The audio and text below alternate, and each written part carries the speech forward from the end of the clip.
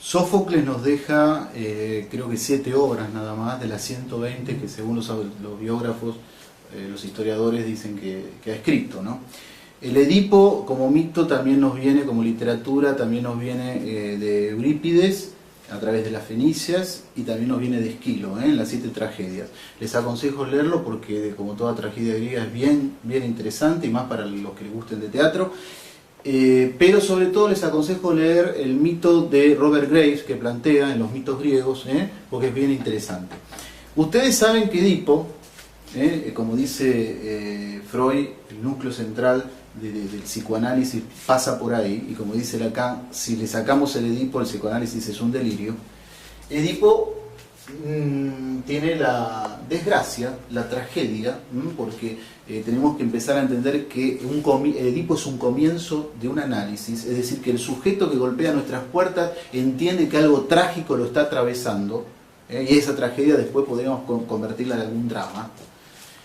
Edipo se casa con Yocasta, que es su mamá. No vamos a contar la historia, que es bien conocida, pero les vuelvo a repetir, vayan al texto de Robert Graves, y de este matrimonio, digamos, nacen los 4 hijos, de la cual el más conocido, la más conocida es Antígona, que así como podríamos decir que Edipo es un inicio de análisis, Antígona se podría llegar a decir que es un final.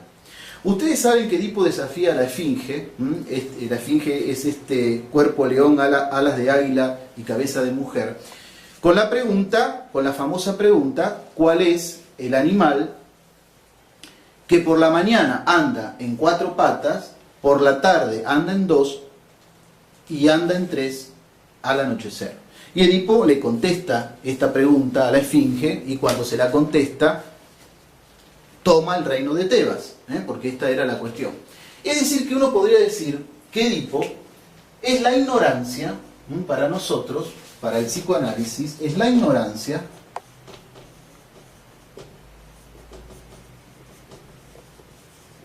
que pretende saber sobre el deseo. Lo definimos así un poco porque, por eso digo que es quizás un comienzo de un análisis, porque el síntoma neurótico lo podríamos escribir como un saber y por abajo algo en el orden sexual. ¿Qué pasa? Edipo lo que nos va a enseñar, lo que nos va a señalizar, es que la madre es un lugar necesario, pero prohibido. Es un lugar de conflicto. Es un lugar de conflicto. Es decir, podríamos decir que es un mal lugar. ¿Y qué es lo que va a llevarnos a considerar tan fundamental el Edipo en el psicoanálisis? Justamente, Edipo funda la estructura. Digamos, el deseo de la madre para nosotros, voy a borrar, para nosotros el deseo de la madre es el deseo de la madre. ¿Y el deseo de la madre qué es? Es el falo. O si quieren lo podemos poner en principio así. Es el falo. Que a su vez es un deseo doble. Es un deseo incestuoso y un deseo parricida. Porque desde ya el Edipo se resume en una sintaxis simple: acostarse con mamá y matar a papá. Esto es el Edipo, que muchos colegas todavía recién recibidos, y no tanto, no lo saben explicar. Es vergüenza ajena que me da decir esto. Entonces, la madre es la causa, justamente, del cuerpo erógeno.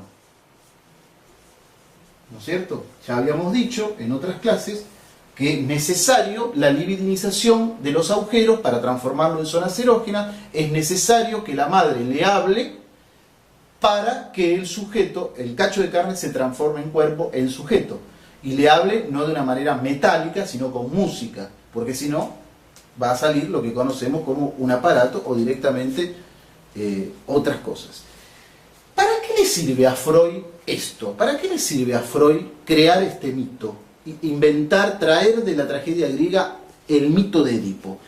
Para responder básicamente a una pregunta: ¿qué es la realidad? Porque nosotros tenemos que entender que el Edipo es, como dice Lacan en el seminario RSI, en la clase del 13 de enero del 75, Edipo es la realidad psíquica. Le sirve a Freud para entender qué es la realidad y para saber cómo es que el deseo se introduce en el sujeto, que lo causa, porque habíamos dicho que el sujeto no tiene un deseo, sino que el deseo lo tiene. Y para saber también cómo el sujeto llega a amar, porque Edipo tiene que ver con estas cuestiones. ¿Qué es lo que plantea Freud? Freud plantea un triángulo inicial, un triángulo donde se articula la madre, el niño y el padre. Este es el triángulo freudiano del Edipo, ¿no es cierto? Pero ¿qué hace Lacan con este triángulo? Lacan va a decir que en realidad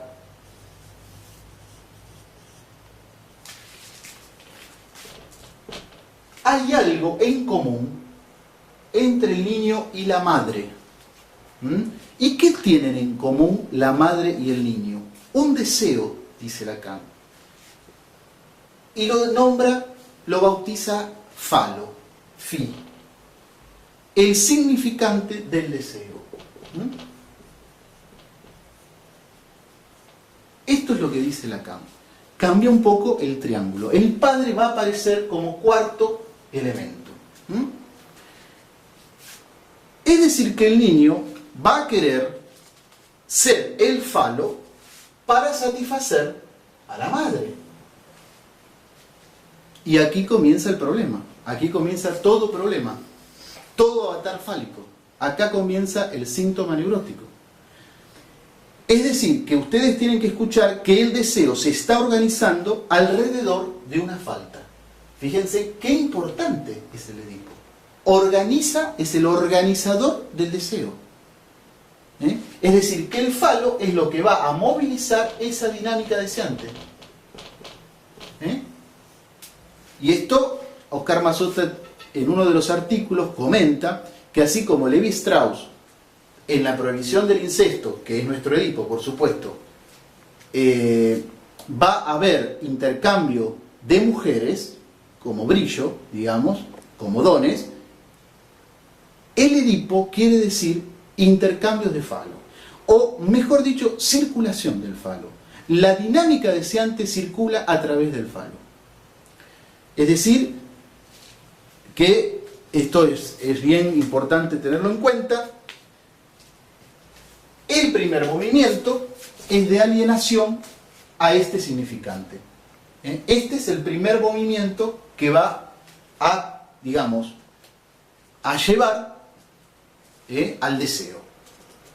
En términos del complejo de castración, tenemos que diferenciar que el Edipo no es un complejo. Como ya lo dijimos, Edipo curtió con su mamá y mató a su papá. No tuvo ningún complejo.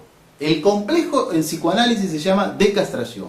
En el segundo movimiento ingresa el padre a través de la convocatoria que le hace a la madre. La madre deberá escucharlo. El padre la convoca, lo podríamos escribir así, porque está implicada la voz acá.